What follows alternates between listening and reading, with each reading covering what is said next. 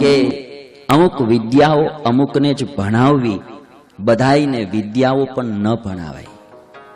મારા ગંગા સતી પાનબાઈને કહીને ગયા છે કે કુપાત્રની આગળ વસ્તુ ન વાવીએ પાનબાઈ. કુપાત્ર માણસ પાસે વિદ્યા આવે ને તો એ વિદ્યાનો પણ દુરુપયોગ થાય.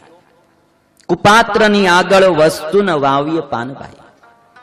અને એટલા માટે સ્વામિનારાયણ ભગવાને શિક્ષાપત્રી લખ્યા પછી શિક્ષાપત્રીના અંતમાં એમ લખ્યું કે જે દૈવી જીવ હોય એને જ આ શિક્ષાપત્રી દેવી, આસુરી જીવને દેવી.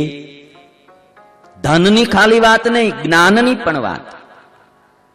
અને આજે મારે તમને શાસ્ત્રનો સિદ્ધાંત કેવો છે કે ધન, જેને આપણે દાન કહીએ, અને જ્ઞાન, આ બે સુપાત્રને જ દેવા જોઈએ, ક્યારેય કુપાત્રને.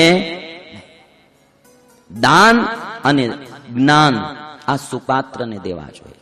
કુપાત્ર પાસે જાય આ દાન અને જ્ઞાન, એટલે એનો મિસયુઝ કરે ને.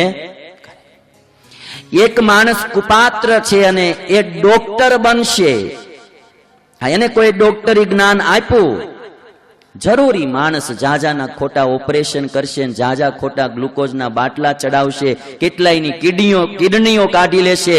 આ કુપાત્ર માણસ પાસે આવેલી વિદ્યા એનો દુરુપયોગ થશે અને એના દ્વારા સમાજ દુખી થશે. કુપાત્રને જ્ઞાન ન અપાય, સુપાત્રને જ આપવું જોઈએ. કારણ કે કુપાત્ર શિક્ષક, એક કુપાત્ર ડોક્ટર કે કોઈ એક કુપાત્ર સાધુના વેશમાં રહેલો સંત એ સમાજને નુકસાન બહુ પહોંચાડે છે. અને એટલા માટે આપણા શાસ્ત્રો એમ કહ્યું કે અન્ન અને વસ્ત્ર દેવામાં પાત્ર કુપાત્ર ન જોવું. ભૂખ્યો છે એટલી જ એની પાત્રતા, ભૂખ્યો છે એને આપો, ખાવાનું આપો. કોઈને પહેરવા વસ્ત્ર નથી એને વસ્ત્ર આપો. પણ જ્યારે દાન દેવું હોય અને જ્યારે જ્ઞાન દેવું હોય ત્યારે પાત્રતા જોઈને આપવું, કુપાત્ર